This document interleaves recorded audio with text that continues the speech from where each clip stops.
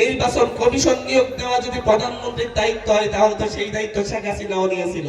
এই দেশের সবকিছু যদি নির্বাচন কমিশনারও যদি ঠিক করে প্রধানমন্ত্রী, এই দেশের দুর্নীতি দমন কমিশন কারা সদস্য হবে সেটাও যদি ঠিক করে প্রধানমন্ত্রী, এই দেশের মানবাধিকার কমিশনের প্রধান কে হবে সেটাও যদি ঠিক করে প্রধানমন্ত্রী, তাহলে তো শেখ হাসিনার শাসনই ভালো ছিল। আমরা যখন এনসিসির কথা বলি, ন্যাশনাল কনস্টিটিউয়েন্ট কাউন্সিলের কথা বলি, তখন আপনাদের খুবই কষ্ট লাগে, খুবই ব্যথা পান, বলেন প্রধানমন্ত্রীর ক্ষমতা কমিয়ে ফেলা হচ্ছে।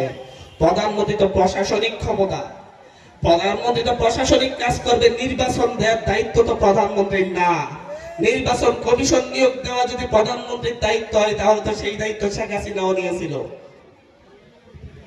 অনেক কষ্ট লাগে আজকে যখন দেখি, আমরা যখন বলি যে পরপর দুইবারের বেশি কেউ প্রধানমন্ত্রী হতে পারবে না, ওনারা বলেন না, আজীবন প্রধানমন্ত্রী হওয়ার সুযোগ দিতে হবে। অলরেডি একজন বলে ফেলেছে জনগণের ভোটের মাধ্যমে আগামী 30 বছর অমুক দলই ক্ষমতায় থাকবে। ঠিক একই রকম কথা শুনছিলাম আমরা কার চোখে, যেন 2041 সাল পর্যন্ত জনগণের ভোটে আমরাই ক্ষমতায় থাকবো। এইরকম ভাষা আমাদেরকে ভয় লাগায়, আমরা ভয় পাই। আপনারা বুঝছেন না কেন?